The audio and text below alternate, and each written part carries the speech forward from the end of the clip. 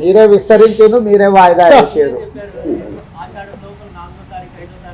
నేను తారీఖులు ఏం చెప్పలేదు. విస్తరించాలి, పిసిసి అధ్యక్షుడిని నియామకం జరగాలి, మంత్రివర్గ విస్తరణ జరగాలని ఏఐసిసి అధ్యక్షుడికి విజ్ఞప్తి చేసినాం. వాళ్ళ పరిశీలనలో ఉందని చెప్పినాం. ఇప్పుడు కూడా వాళ్ళ పరిశీలనలో ఉంది. మీరే విస్తరించారు, మీరే శాఖలు పంచారు, మీరే వాయిదాలు వేసారు. అది కూడా నేను అడిగాను. 7 తారీఖు 3 సంవత్సరాలు పూర్తి అవుతుంది, ఆ లోపల కొత్త అధ్యక్షుడిని నియమించండి అని చెప్పి నేను విజ్ఞప్తి చేసిన.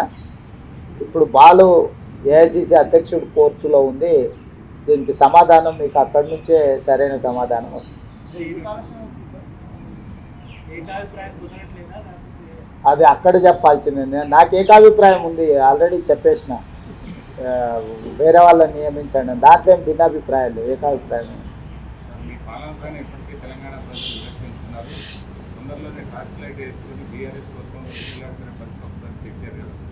వాస్తవమే కదా. బీఆర్ఎస్ ఎక్కడుందో ఇప్పుడు టార్చ్ లైట్ వేసి ఎత్కాల్సింది కదా. ఏడుంది బీఆర్ఎస్? సింగిల్ సీటు కూడా పార్లమెంట్లో లేదు. పార్టీ పుట్టినప్పటి నుంచి 25 సంవత్సరాలలో ఇంత దీనావస్థ ఎప్పుడూ లేదు. ఇప్పుడు ప్రజలు కాదు, కేసీఆర్ కూడా బీఆర్ఎస్ ఏడుందని టార్చ్ లైట్ వేసి ఎత్తుకోవాల్సిన పరిస్థితి వచ్చింది. కాలగర్వం కాదు, గత చరిత్ర బీఆర్ఎస్ అనేది. బీఆర్ఎస్కు గత చరిత్ర ఉన్నది కానీ భవిష్యత్తు లేదు. నిన్న లక్ష్మణ్ కూడా రాష్ట్రపతి ప్రసంగం ధన్యవాదాలు మాట్లాడుతూ 5 నెలలకే విసిపోయారు ప్రజలు, ఇప్పుడు మార్పు కోరుకుంటున్నారు, ఎప్పుడు ఎలక్షన్ జరిగినా బీజేపీ రావడం ఖాయం. ఎప్పుడు జరుగుతుందని వారి ఉద్దేశం? మీ మీద మరి అంత నమ్మకం ఎప్పుడైనా జరుగుతుంది? వాళ్ళ కోరిక. ఉత్తరప్రదేశ్లో వాళ్ళ ప్రభుత్వం మొన్ననే వచ్చింది, ఏం జరిగింది? మణిపూర్లో వాళ్ళ ప్రభుత్వం ఉంది, ఏం జరిగింది? మహారాష్ట్రలో వాళ్ళ ప్రభుత్వం ఉంది, ఏం జరిగింది? ఇట్లా వివిధ రాష్ట్రాలలో భారతీయ జనతా పార్టీ అధికారంలో ఉన్న రాష్ట్రాలలో ఆ ప్రభుత్వాల మీద విరక్తి చెంది ప్రజలు ఇండియా కూటమికి అత్యధిక సీట్లు గెలిపించిండ్రు. భారతీయ జనతా పార్టీ నాయకులు ఎవరైనా మాట్లాడే ముందు వాళ్ళ పార్టీ యొక్క దీనావస్థ దాన్ని పరిగణలోకి తీసుకొని మాట్లాడితే బాగుంటుంది. రెండవది, భారతీయ జనతా పార్టీ నుంచి కానీ బీఆర్ఎస్ నుంచి కానీ ఇంతకు మించి తెలంగాణ ప్రజలు ఏం ఆశిస్తలేరు. ఎందుకనంటే వాళ్ళ ఆలోచన, వాళ్ళ అక్కస అనేది ప్రజలందరికీ తెలుసు.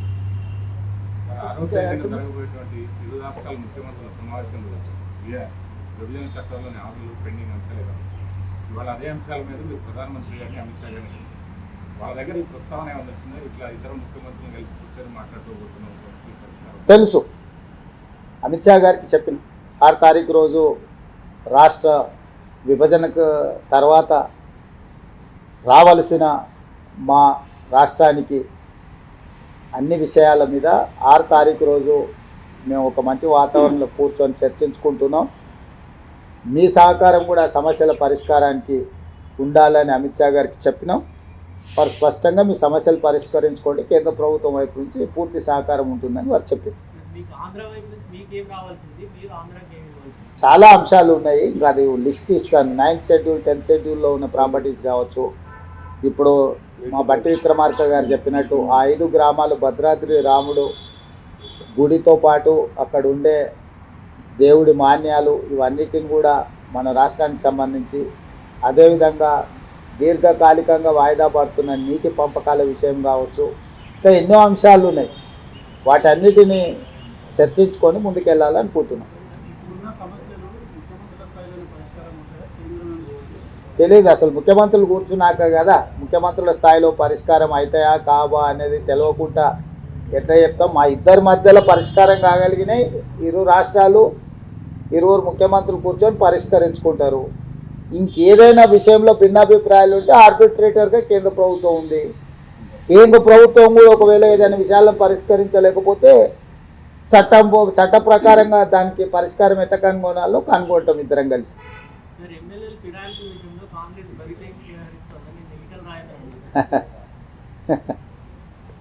ఇక ఏం మాట్లాడతాం? 20 సంవత్సరాలు ఆయన ఎవరితో కలిసి తిరిగాడు, ఎవరితోనే అధికారం పంచుకున్నాడు. ఆయన కండువాలు కప్పేటప్పుడు ఎప్పుడైనా మాట్లాడిండా? పోనీ 11 రాష్ట్రాలల్లో భారతీయ జనతా పార్టీ ఎన్నికైన ప్రభుత్వాలను పడగొట్టింది. ఆ విషయమన్నా తెలుసా వారికి? కర్ణాటకలో కానీ, మహారాష్ట్రలో కానీ, గోవాలో కానీ, బీహార్లో కానీ, మధ్యప్రదేశ్లో కానీ. ఇప్పుడు మధ్యప్రదేశ్లో ఉన్న ప్రభుత్వం ఏం చేసి తెచ్చుకున్నారు? ప్రజలు ఇస్తే వచ్చిందా? అవును, ఫిరాయింపులు చేసి తీసుకొని ప్రభుత్వాలను పడగొట్టి ఇవాళ మహారాష్ట్రలో వాళ్ళు చేసిన పనికి ప్రజలు ఏం తీర్పిచ్చిందో ఉంది కదా కళ్ళ ముందల. అంతగా కేసీఆర్ పట్ల వీరికి సానుభూతి ఏంది? కేసీఆర్ మీద ఇంకా ప్రేమ తగ్గనట్టు ఉంది.